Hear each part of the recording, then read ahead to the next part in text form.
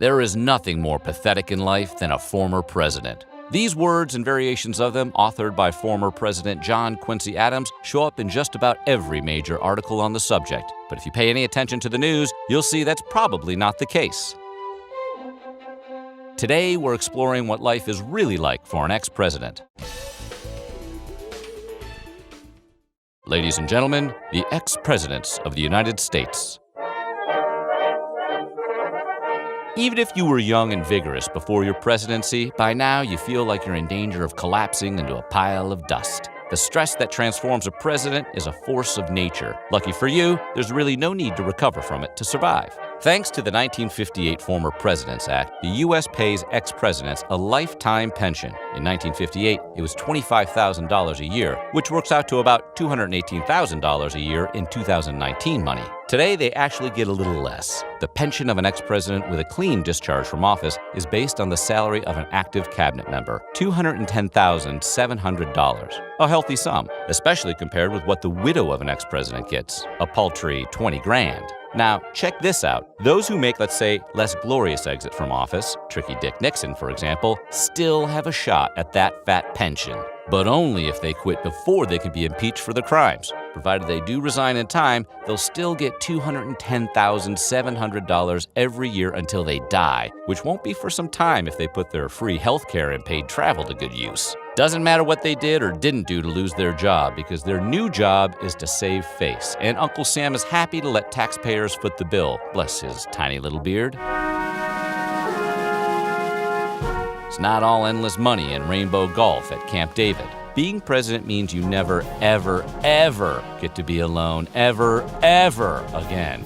Not even when you're done being president. 2012 saw the passage of a law reversing 1994's 10-year limit on Secret Service protection for former presidents. As of 2013, the Secret Service is tasked with watching over every ex-president until death do them part.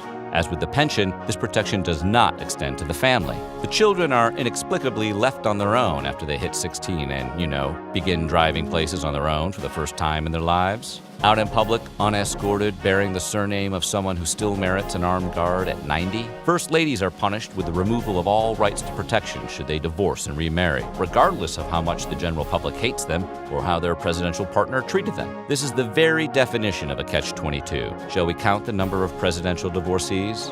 No? Bad luck, Melania. You're stuck with him, although there is that $20,000 to look forward to. What with the pension, the elite security detail, and more things that seem just a little unfair in this economy or any other, a library of your own is a luxury this country can ill afford, right? Actually, this one makes more sense than the rest, but it requires a bit of background. FDR, known for applying a veritable alphabet soup to reforms to American law books, arranged for a library/museum to archive his many, many, many records. We at Weird History have benefited quite a lot from that tradition. Thanks, Frank. Public officials used to dump their old correspondences and junk into boxes and shove them into attics like good, sane people. This deviation into normalcy on the part of politicians is a real heartbreaker for historians. George Washington's nephew reported that his uncle's papers were very extensively mutilated by rats and otherwise injured by damp. The world may never know what weird history was lost. President Truman spent a great deal of time maintaining his library after departing the Oval Office, which was a very decent thing to do considering how much time and effort those places demand. But there's a very good incentive on the part of the president to keep his notes in good order, as we'll see next. Let's face it, it takes a very special kind of person to not only envision him or herself as commander-in-chief of a nation over 300 million strong, decide to go through with it, campaign for office, win that office, and stay in that office for 4 to 8 years without getting into serious trouble. Most of us are not that person. A lot of us would like to know what it's like to be that person. Decision points. George W. Bush's book sold 1.5 million copies and earned him $7 million. Bill Clinton got a $15 million advance for his book, My Life, which sold over 2.25 million copies and won a Grammy in its audiobook form, narrated by Clinton himself. By 2017, the Obamas had already received $65 million in advances for their books. Jimmy Carter, in true Jimmy Carter fashion, wrote not 1 or 2, but 14 books. He was flat broke when he got out of office, according to historian James Thurber. If you've been all judgy about ex-presidents and their ranches, hold your horses for a minute. You'd probably run off to live like a cowboy too if the government took your car keys. When your term is up, your driving days are done, unless you have, say, a big ranch out in the country where you can make some rooster tails and donuts in the backyard until your heart gives out. If you're wondering how ex-prezzies get around off private property, look no further than the guys in the happy, snappy black suits. That's right, the Secret Service doesn't just hang around waiting for bad guys. They also become your private armed chauffeurs for the rest of your life. Too bad no one told poor old Joe Biden that. There are a lot of reasons to run for president, he said in typical Biden fashion, but there's one overwhelming reason not to run for president. I like to get that Corvette Z06 from 0 to 60 in 3.4 seconds. Oh, Joe, someone has to tell him. Anyway, we're really very okay with this rule. Keep those presidents, vice or otherwise, off our streets. At 77, the current model is already too dotty to drive as it is. This one's a no-brainer. Obviously, a guy who spent the better part of the last decade getting death threats is not going to check his own mail, especially when he's no longer sitting on 4 floors of the White House. Which brings us back to the men in black. They drive, they sort mail, they do everything that, for an average Joe as opposed to Biden Joe, is routine. But never confuse routine for boring in this field. The Secret Service has intercepted pipe bombs meant for the Clintons, the Obamas, and other big figures in recent years at the off-site facilities used to sort the ex-presidential mail. A statement from the Secret Service made October 24, 2018 concerning the mail. The packages were immediately identified during routine mail screening procedures as potential explosive devices and were appropriately handled as such. Both packages were intercepted prior to being delivered to their intended location. In the olden days before 1958, when a man could do a day's work for a day's pay, presidents left the White House with whatever they had when they moved in. No fat pension, no guaranteed book advance deals, just a suit and the best resume America can give. And some of them used it. We mentioned before that Harry Truman put in a lot of hours at his own library in Independence, Missouri. What we didn't tell you was that he had an office there where he worked for 19 years. He'd had enough excitement for one lifetime. It's not a shocker that he'd spent the rest of his life working in a library. Grover Cleveland, not having bombed even one country during his non-consecutive presidential terms, decided to play chicken with the stock market. George Washington turned down an opportunity to be dictator for life, set himself up in style, opening a whiskey distillery at Mount Vernon. Maybe that's how his papers got all soggy. Life is strange for an ex-president. After the most incredible power trip available is over, you have to go and live in a bubble for the rest of your days, surrounded by people who won't let you drive, open your own mail, go anywhere on your own, or say whatever you want on Twitter. Not a lot of people can relate to that. Only other ex-presidents, really. So it comes as no surprise that many former commander-in-chiefs and their former first families are friendly with one another, even if they come from different parties. George W. Bush, for example, referred to Bill Clinton as his brother from another mother in 2017.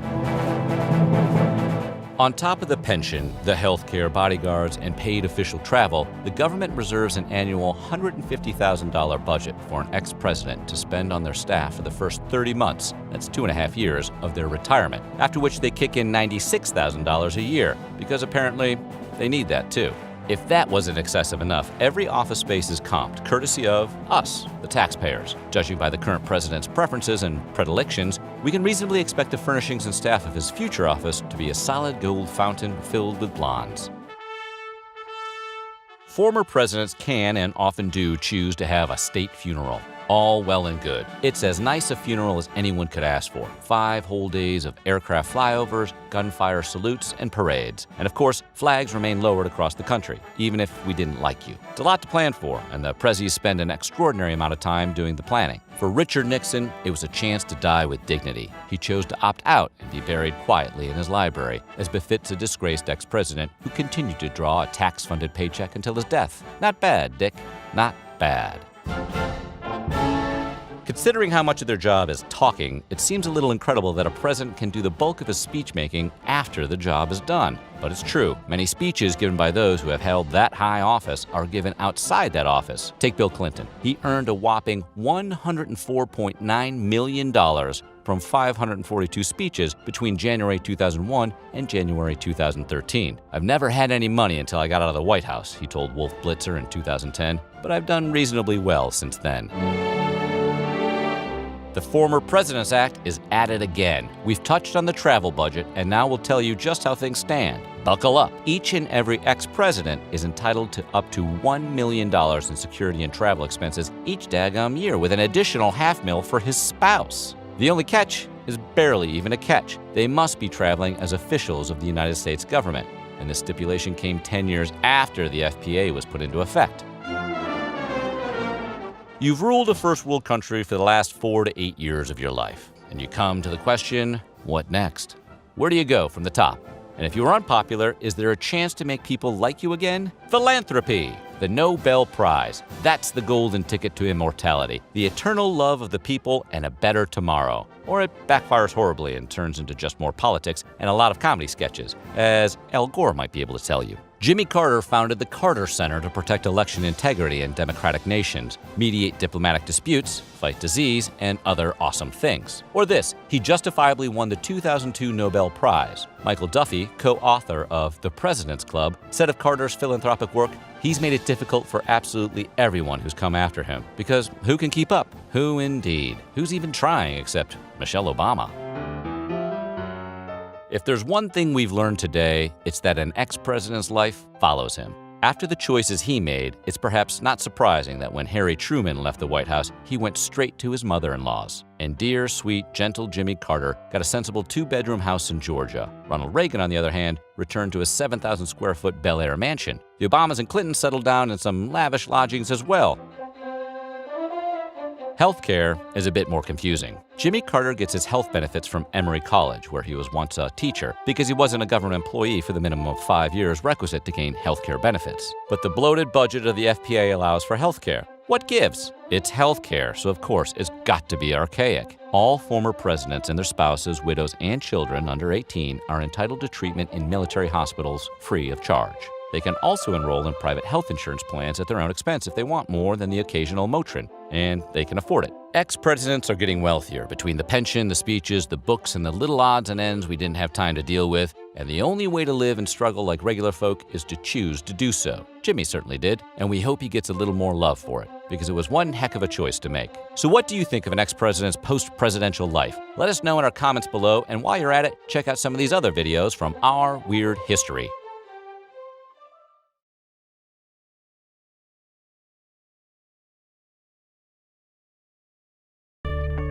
iSunOne 数字财富万能钱包，一键买卖比特币。